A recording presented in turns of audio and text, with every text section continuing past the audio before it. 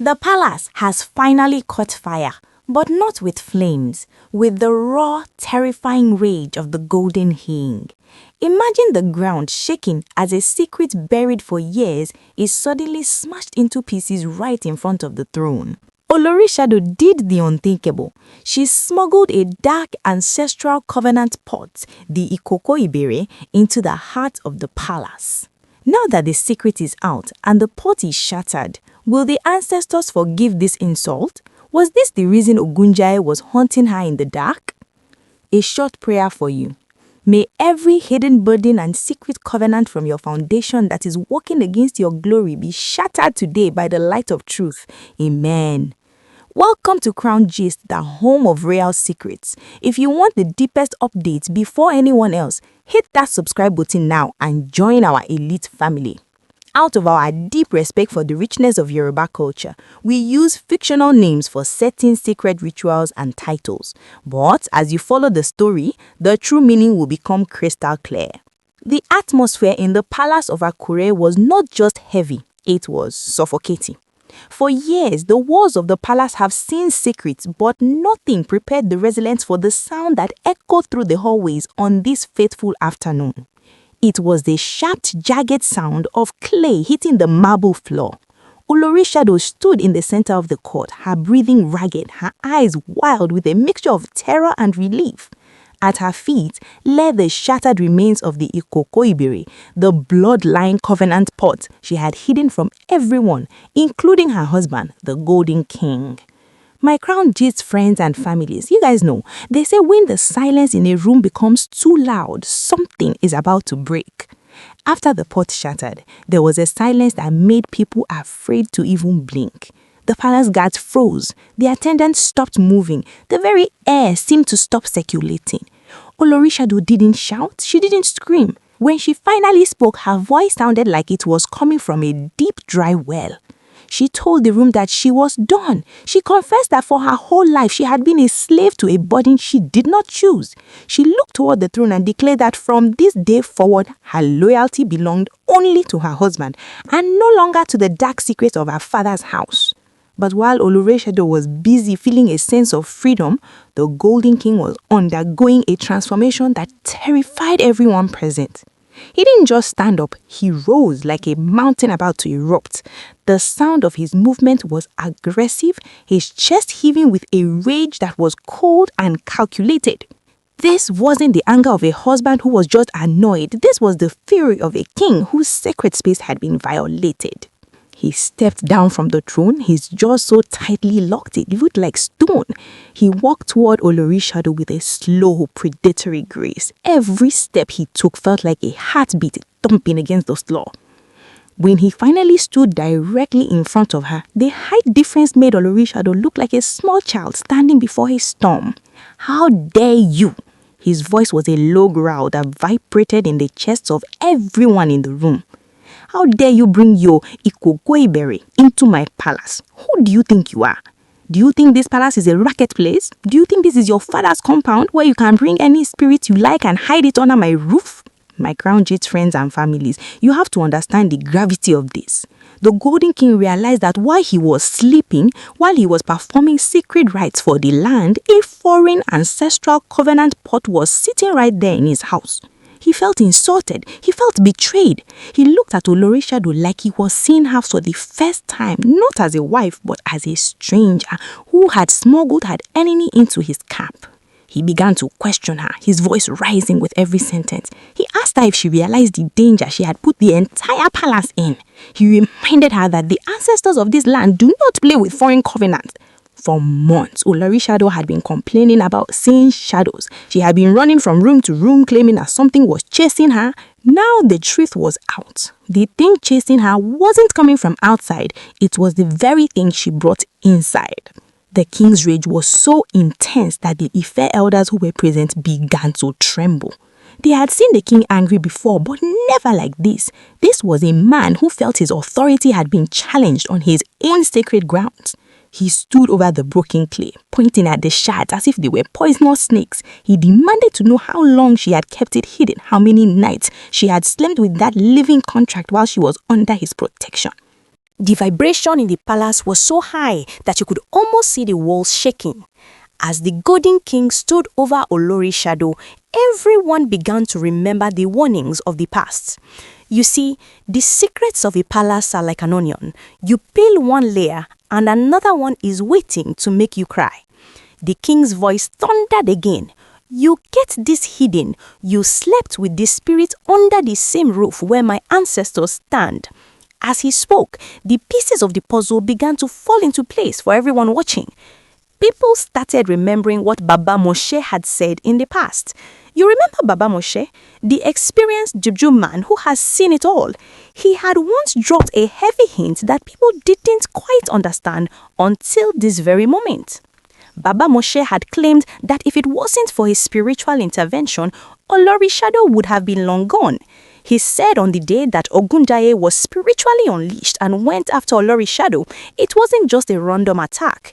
He revealed that she was carrying something that was spiritually illegal within the palace walls. She had brought an object that was not supposed to cross the palace threshold, and that was exactly why the shadows were haunting her. My Crown Gist friends and families, the shadows Olori's shadow kept seeing were not ghosts. They were the spiritual enforcement of the palace. When Ogunjaye was first released, he smelled that foreign covenant, that Ìkòkò Ìbẹ, and he moved to strike. Baba Moshe explains that he had to stand in the gap. He had to spiritually redirect Olori's shadow, telling her to run to the Golden King. He told her that even if the king was sitting with the whole council of Ife elders, she must run to his side because the spiritual fury of Ogunjaye would not dare enter the immediate presence of the king's aura. But the story gets even more wahala because Baba Moshe shielded her. Ogunjaye turned his anger on him. Baba Moshe narrated how a spiritual force struck him with a stick. Even though the stick didn't hit him directly, just the edge of it touching his shadow made him so sick that he almost lost his life. He suffered for months because he was protecting Olori's shadow from the consequences of this very pot she just broke. And what did Olori's shadow do after that narrow escape? Reports suggest that once Ogunjaye was finally trapped and the heat cooled down, she secretly smuggled that same pot back into her room. She didn't learn. She kept the bloodline covenant pot, which she had scraped from her father's compound, hidden right under the king's nose. Now the Golden King was realizing that his wife had been playing a dangerous game with his life and the lives of everyone in the palace. The anger he felt was not just because she had a pot, it was because she had used his own immunity to protect a foreign spirit that was an enemy to his throne. A king was breathing hard, his chest heaving as he stared at the broken clay. He realized that the woman he called his wife had been a carrier of a secret contract that could have brought down the entire kingdom. The Ife elders stood in shock.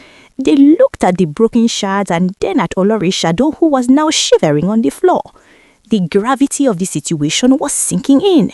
This wasn't just a family disagreement. This was spiritual breach of contract. Olori's shadow had brought light into the king's space, but it was a light that carried a very dark shadow. As the echoes of the Golden King's voice bounced off the palace walls, the other Oloris and palace residents began to pour into the courtyard. The scene they met was one that would be talked about for generations. Olori's shadow was no longer the proud, untouchable woman she used to be. She was huddled on the floor, surrounded by the broken remains of her family's secret.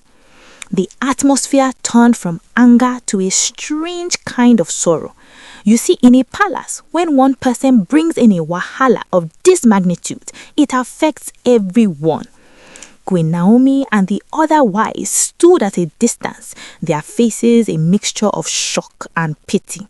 Even those who had been at loggerheads with Olori's shadow could not find it in their hearts to mock her at that moment. The weight of the spiritual violation was too heavy for petty jealousy. The Efe elders began to whisper among themselves. They were not just looking at the broken pot, they were looking at the spiritual implications for the land.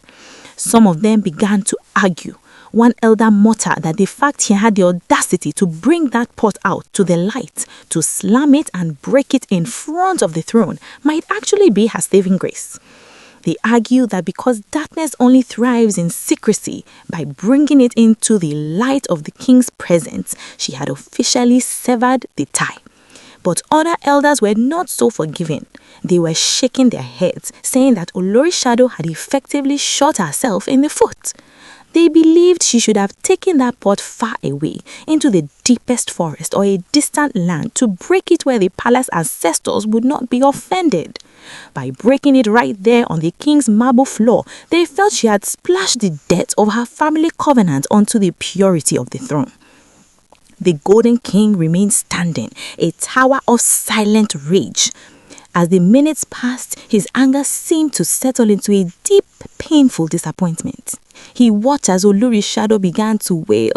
This wasn't just crying, it was the sound of his soul being ripped apart. She grabbed at the dust on the floor, her voice cracking as she begged for a mercy she didn't feel she deserved. She screamed that her family had ruined her. She cried that she was tired of being a pawn in a game she didn't understand. When her own sisters and relatives tried to move closer to comfort her or help her up, she backed at them to stay back. "Leave me alone," she cried. "I have offended my husband. I am ready to pay whatever price he demands."